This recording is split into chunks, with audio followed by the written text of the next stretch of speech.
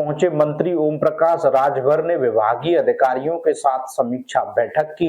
ग्राम चौपाल के माध्यम से गांव-गांव जाकर सरकार की योजनाओं के विषय में आमजन को अवगत कराएं ताकि योजनाओं का लाभ आम जन तक पहुंच सके। माननीय मंत्री, आपको बता दें कि माननीय मंत्री पंचायती राज तथा अल्पसंख्यक कल्याण, मुस्लिम वक्फ एवं हज विभाग उत्तर प्रदेश शासन ओम प्रकाश राजभर आज जनपद के सिविल लाइन स्थित निरीक्षण भवन में पहुंचकर आगरा मंडल के समस्त जिला पंचायत राज अधिकारियों, अपर मुख्य अधिकारियों, अल्पसंख्यक कल्याण अधिकारियों के साथ विभागीय समीक्षा बैठक में प्रतिभाग किया।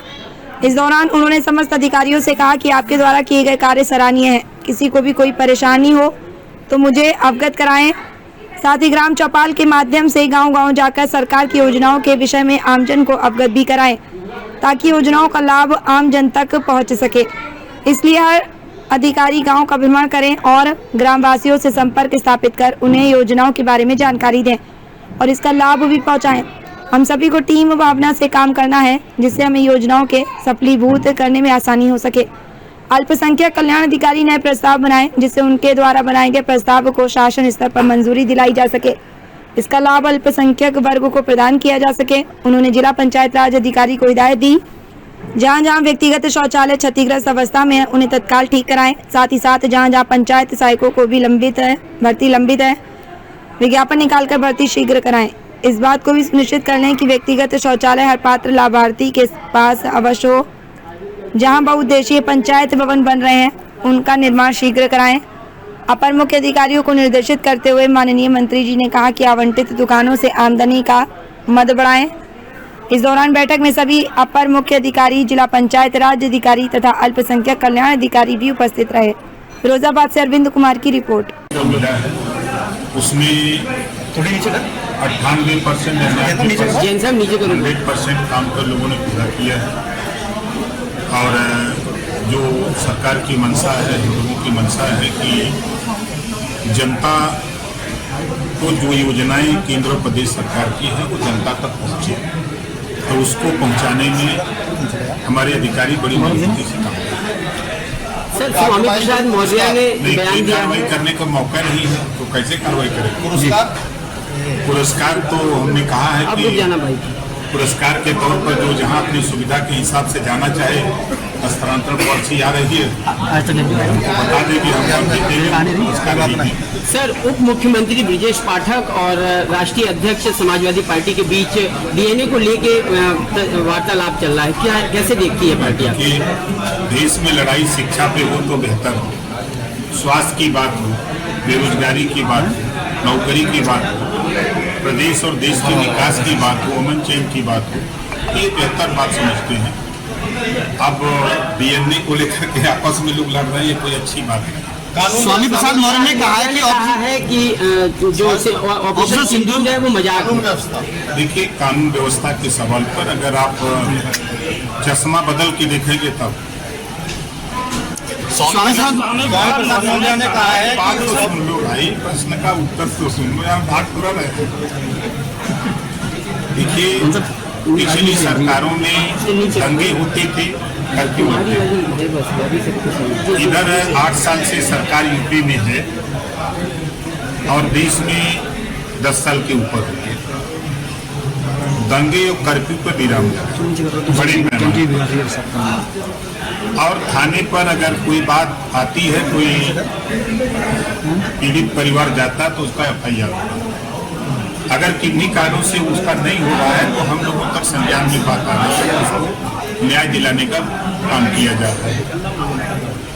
और जहाँ तक आप उठा के देखेंगे कि अगर कहीं कोई घटना हो रही है तो पुलिस विभाग 24 घंटे के अंदर अपराध करने वाले को या तो जेल के अंदर, या तो जमीन के अंदर, या तो जमीन के ऊपर, तीन ही जगह मिल रही है। सर, स्वामी प्रसाद मौर्य जी का कहना है कि ऑपरेशन सिंदूर एक मजाक है क्योंकि बीजेपी और कांग्रेस का प्रतिनिधिमंडल विदेश जा रहा है। ये एक राजनीतिक स्टंट है। देखिए, जब तक वो 5 साल मलाई खाए बीजेपी के साथ तब तक तो सब सही था। अब वो मलाई मिल नहीं रही है तो फिर उसी के चक्कर में परेशान है और कोई बात नहीं। ऑपरेशन सिंदूर के तहत 7 सर्वदलीय प्रतिनिधिमंडल प्रमुख देशों का दौरा करेंगे जो आतंकवाद के खिलाफ हमारी सामूहिक प्रतिबद्धता को दर्शाता है। देखिए, पूरे देश को अपनी तीनों सेना पर गर्व है और जिस तरह का साहस का परिचय सेना ने दिया है, उस पर हम सबको गर्व करना चाहिए। जो लोग अगर उस पर उंगली उठा रहे हैं तो अपने गिरबान में झांक के देखें कि जब उनकी सरकार थी तो वो क्या करते थे। और आज मोदी जी के नेतृत्व में सेना को छूट दे दिया। सेना ने अपनी मर्जी से ऑपरेशन सिंदूर चलाया और 100% सफल रहा। 9 आतंकवादी ठिकानों पर हमले हुए, जो खुद पाकिस्तान उसका फोटो भेज रहा था। जो कल तक हमारे विपक्ष के लोग फोटो मांगते थे, आज खुद पाकिस्तान वो फोटो उनको भेज रहा कि देख लो भैया, फोटो मत मांगना, नहीं तो कहीं और न अटैक हो जाए। सेना के अधिकारियों को लेकर नेताओं की बदजुबानी हो रही है, जाति को लेकर और उसको ये उनका बयान है, हम उसकी निंदा करते हैं। ऐसे नेताओं को ऐसा बयान नहीं देना चाहिए। सेना में वो सेना में भर्ती हुए वो हमारे देश के रक्षक हैं, देश की रक्षा करने के लिए हैं। तो ना वो किसी जाति धर्म के हैं। हम सब लोग मिलकर के, सभी जाति धर्म के लोगों ने मिलकर के देश की आजादी की लड़ाई को लड़ा है, तब आजादी मिली। करणी सेना और रामजी लाल सुमंत उत्तर प्रदेश में बहुत बड़ा मुद्दा हो चुका है। कोई मुद्दा नहीं है। करणी सेना आती है और यहाँ पे उत्पात मचा के चली जाती है। देखिए, क्या कहेंगे? एक चीज आपको बता दें, जिस करनी सेना और रामकिशन को लेकर लड़ाई हो रही है, उसी करनी सेना के बीच में बैठ करके तो साफे पहने जा रहे हैं। बात तो पीडीए की होगी, लेकिन हम पीडीए को नहीं स्वीकार करेंगे। हम वहीं जाएंगे, परशुराम जी का फरसा उठाएंगे और करनी सेना को बुला करके हम पगड़ी बांध करके फिर हम स्वागत करेंगे। यही तो हो रहा है ना। अगर राम जी सुमन की बात हो रही है तो मायावती जी क्या थी? मायावती जी के साथ वो जून की घटना जो गेस्ट हाउस कांड हुआ था, वो घटना नहीं थी। तो ये एक तरफ दिखावे के लिए कुछ, बोलने के लिए कुछ, मुख में राम बगल में छुरी, वो कहानी दिखा रहे हैं लोग, ड्रामा कर रहे हैं नेता लोग। अमित शाह ने कहा है हमारी सेना ने आतंकवादियों को ऐसा जवाब दिया है कि पाकिस्तान के अंदर 100 किलोमीटर भीतर जाकर हमला किया है। आपको कैसा महसूस हुआ? बब्बन सिंह आप ही के क्षेत्र के भारतीय जनता पार्टी के 70 वर्ष के नेता हैं। एक नर्तकी के साथ वो सीपीआर देते हुए वीडियो में आ रहे हैं, क्या कहेंगे? उनको पार्टी से निष्कासित कर दिया गया है। उनको जो सजा देना था वो दे दिया गया है। वो उनका खुद का बात है। कोई पार्टी ने उनको निर्देश नहीं दिया था कोई ऐसा कि आप ऐसा करिए। गृह मंत्री अमित शाह ने कहा है भारत की जनता के साथ कोई आतंकी घटना होगी तो जवाब दुगनी ताकत से मिलेगा। जब से पीएम मोदी सत्ता में आए हैं, उन्होंने आतंकी हमलों का ऐसा जवाब दिया है कि दुनिया चकित रह गई है और पाकिस्तान डर गया है। देखिए, जो सवाल आपने किया है, अमित शाह जी ने जो बताया है, उसी में 2 लाइन हम आपको सुना रहे हैं। जातों को काटा बोए, ताको बो भाला, वो समझ जाए कि पड़ा किसी से पाला। सर 2000